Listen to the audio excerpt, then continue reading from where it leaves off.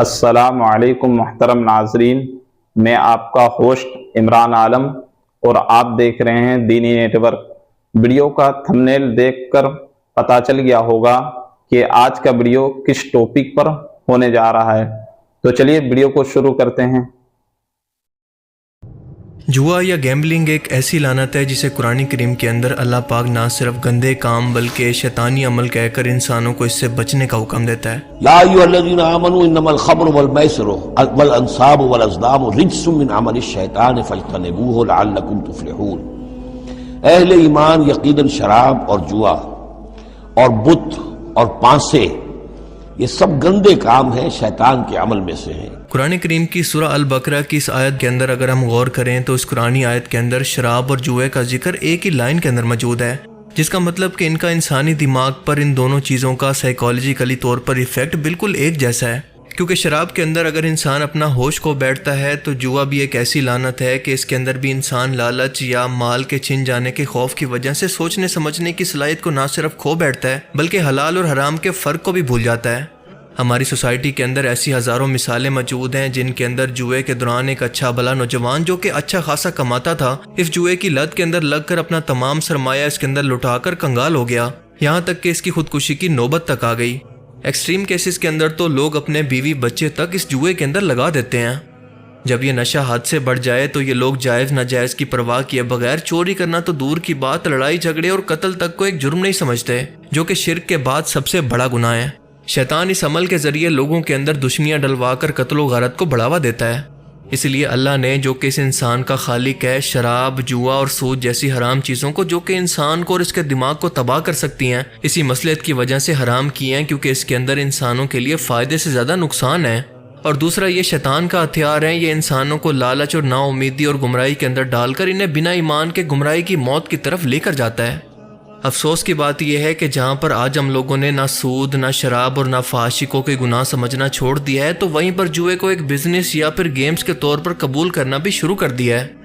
एक Hindu parliamentarian Pakistani parliament के अंदर खड़ा होकर मुसलमान हुक्मरानों को शर्म दिलवा रहा है कि तुम्हारे कुरान के अंदर अल्लाह ताला सूद से मना करता है, ऐसे लोगों को मुनाफिक कहते हैं, और तुम लोग हो कि IMF से सूद दर सूद कर्जे लेकर अपना मुल्क चला रहे हो और समझते हो कि इस तरह से तुम्हारा मुल्क तरक्की कर सकता है। सर, जब कुरान शरीफ कहता है, जब अल्लाह ताला कहता है कि सूद हराम है, अल्लाह ताला से जंग है, मगर यहाँ पर सूद लिया भी जा रहा है और सूद दिया भी जा रहा है, तो मुझे बताएं हमारा मुल्क खाक तरक्की करेगा। तो दूसरी तरफ हमारे स्पोर्ट्स इवेंट मिसाल के तौर पर PSL से लेकर सोशल मीडिया और पब्लिक सेलिब्रिटीज इस जुए को सरेआम आज प्रमोट कर रहे हैं। इन एप्लीकेशंस का ट्रेंड इंडिया, पाकिस्तान और ऐसे मुल्कों के अंदर जहां पर लालची अनपढ़ लोग ज़्यादा तादाद के अंदर मौजूद हैं, वहां पर हद से ज़्यादा बढ़ता जा रहा है।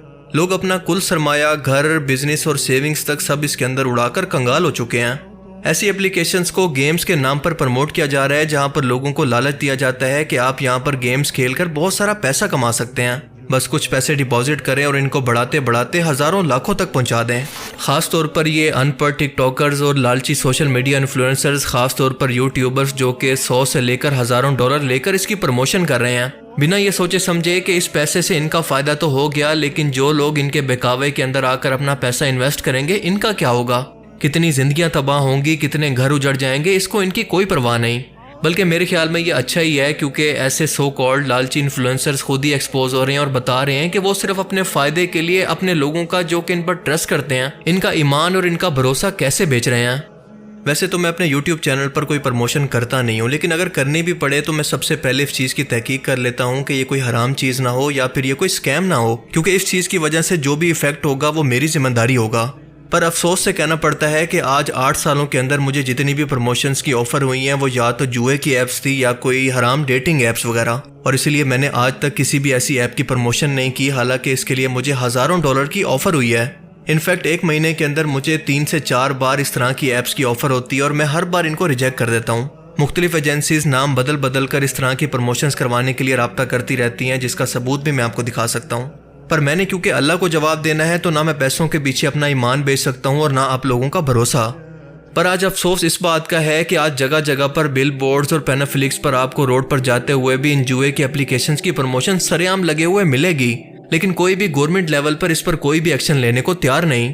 पतंगबाजी, कबूतरबाजी, कैरम बोर्ड, ताश, शतरंज, snooker, video game, ludo, cricket, football और अब ऑनलाइन गेम सिर्फ जुए की सबसे बेहतरीन मिसाल हैं। पाकिस्तान में 3 पत्ती जैसी जुए की एप्लीकेशन ने, जो कि गेम्स के नाम पर ऑपरेट हो रही है, लोगों को आज तक बहुत लूटा है। लोग शॉर्टकट तरीके से अपना पैसा कमाने के लालच के अंदर लाखों नहीं बल्कि अपने करोड़ों रुपए तक लुटा चुके हैं। जो भी शख्स इस ऐप के जरिए अपने पैसे लुटाने के बाद लॉस के अंदर जाता है तो उसकी कोशिश होती है कि रेफरल के जरिए बाकी लोगों को ज्वाइन करवाकर अपनी रिकवरी कर सके। पाकिस्तान में कुछ ही अर्सा पहले एक बहुत ही मशहूर केस हुआ था जिसके अंदर एक शख्स जिसका अपना लोहे का कारोबार था, इस जुए की गेम का ऐसा आदी बना कि अपना कारोबार और करोड़ों रुपया इस पर लुटा दिया। आखिर में खुदकुशी और फिर अपने खुद के अगवा का ड्रामा करके इसने घर वालों से पैसे मंगवाने की कोशिश की, लेकिन FIA ने इसे पकड़ लिया। हैरत की बात तो यह है कि यह शख्स कोई जाहिल नहीं था बल्कि मास्टर्स ग्रेजुएट था और पढ़ा लिखा शख्स था जो कि इस लालच के अंदर आकर अपना घर, कारोबार और अपनी जिंदगी को तबाह कर बैठा। दोबारा डिपॉजिट करना, ऐसे लालच पे लालच की ये तो गेम की समझ आती है। आपने गेम खेली और इसको डिपॉजिट कर देते हैं। अगवा की तरफ कैसे आए, कैसे प्लान बनाया उसका? मैडम मुझे पता चला है कि मेरा जो अपनी ज़िंदगी की तमाम जमा पूंजी थी, कारोबार के तमाम पैसे जो मेरे थे वो सारे इसमें 1.5 साल के अंदर मैंने, पहले तो मुझे जहन में आ ही नहीं रहा था कि कितने पैसे खर्च हो गए, कितने बाकी बचते हैं। 1.5 साल के बाद मुझे पता चला कि मैंने अपने सारे पैसे ख़त्म कर दिए। सारा दिन खेलते रहते थे? मैडम बस जब भी दिन को मौका मिलता है, कभी मतलब ज़्यादातर मैं गेम में खेलता था। ये जो इंटरनेट की ऑनलाइन गेम है इससे दूर रहें। मैंने इसमें आके अपनी ज़िंदगी भी बर्बाद कर दी है, अपने बच्चों की ज़िंदगी भी बर्बाद कर दी है, सारी ज़िंदगी की जमा पूंजी इसमें उड़ा दी है मैंने। तो ये जो ऑनलाइन गेम है ये जुआ होता है, जुए के बारे में बड़ों ने कहा जुआ किसी का ना हुआ। बहुत से लोगों को लगता होगा कि इन एप्लीकेशंस के पीछे एक बहुत बड़ी IT टीम काम करती है, ये फेयर तरीके से जुए को एल्गोरिदम पर छोड़ देते हैं, पर यही तो आपकी बहुत बड़ी गलतफहमी है। हकीकत यह है कि इन एप्लीकेशंस को आपको लूटने के लिए बनाया गया है। आप इनसे कभी भी नहीं जीत सकते क्योंकि आपके मुकाबले के अंदर हमेशा एक रोबोट इस गेम को खेल रहा होगा, कोई रियल इंसान नहीं। जैसा कि ये गेम्स क्लेम करती हैं कि ये सब रियल टाइम के अंदर होता है और आमने सामने रियल इंसान ही मौजूद होते हैं, लेकिन हकीकत में ऐसा बिल्कुल नहीं है क्योंकि ये रोबोट प्रोग्राम ही ऐसा हुआ है कि आप इसको कभी जीत ही ना सकें। ऐसी एप्लीकेशंस को सिर्फ 50 से 60 हज़ार के अंदर एक एंड्रॉयड डेवलपर से कोई भी शख्स बनवा सकता है और ये बाद में पैसा बनाने की मशीन है। ऐसी एप्लीकेशंस को पकड़ना, इनको बैन करवाना क्योंकि हुकूमत की तरजीहात में शामिल नहीं है, लिहाजा ये लोग भारी पैसा देकर इस ऐप की प्रमोशन ऐसे लोगों से करवाते हैं जिनकी अच्छी खासी फॉलोइंग मौजूद होती है। कुछ यूट्यूबर्स को तो ये बाकायदा सैलरी देते हैं जो कि आपको लाइव ये गेम्स खेलकर पैसा बनाकर दिखाते हैं, कभी ट्रिक्स के नाम पर तो कभी आपको मोटिवेट करने के लिए। दर हकीकत इसी तरह की वीडियो जानबूझकर पोस्ट की जाती हैं।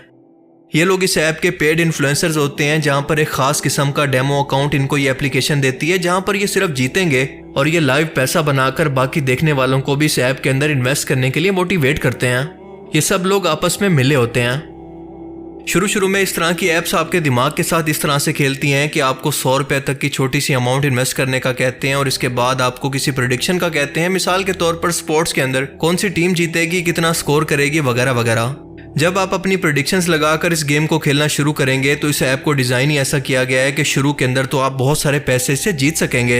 इसकी वजह से होगा क्या कि आपका लालच हर रोज़ बढ़ता जाएगा और आपके माइंड के अंदर एक डोपामिन नामी हार्मोन रिलीज होने लगेगा जो कि हर खुशी और नशे की सूरत में इंसानी दिमाग के अंदर निकलता रहता है। खतरनाक बात यह है कि यह डोपामिन एक नशे की तरह होता है और आपका दिमाग हर बार इसकी मजीद डिमांड करने लगता है। यानी कि शुरू में अगर आपने इसको 1 घंटा खेला तो अगली बार 2 घंटे, इसके बाद 4 घंटे और इसके बाद पूरा दिन इसका नशा आपको नहीं छोड़ेगा। डोपामिन की डिमांड आपके दिमाग के अंदर मुसलसल बढ़ती जाएगी, बिल्कुल एक नशे की तरह। लेकिन जैसे ही आप इसके अंदर कोई बड़ी अमाउंट इन्वेस्ट करेंगे तो इसके बाद आपके हारने का सफर शुरू हो जाएगा। इस तरह की ऐप्स ज़्यादातर आइलैंड कंट्री से ऑपरेट करती हैं जहां पर इनके डाटा को मॉनिटर करना और चेक करना भी इम्पॉसिबल होता है कि इन लोगों ने कैसे और कितने लोगों को लूटा है। इन ऐप्स को बनाने वाले ऑनर्स थर्ड वर्ल्ड कंट्रीज से ये तमाम पैसा लूट कर इस वक्त बिलियनर बन चुके हैं। ये लोग ज़्यादातर कमज़ोर नफ्सियात वाले लोगों को टारगेट करके इन्हीं को लूटते हैं।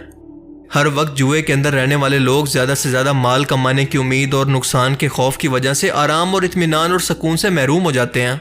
ऐसे लोग ज़्यादातर बेसुकूनी की वजह से या तो पागल हो जाते हैं या फिर दिल के मर्ज की वजह से अपनी ज़िंदगी गंवा बैठते हैं। इस शख्स के दिल में हर गुजरते वक्त के साथ लालच के अंदर इजाफा होता जाता है कि शायद इस बार जुआ खेलने की वजह से वो जीत जाए।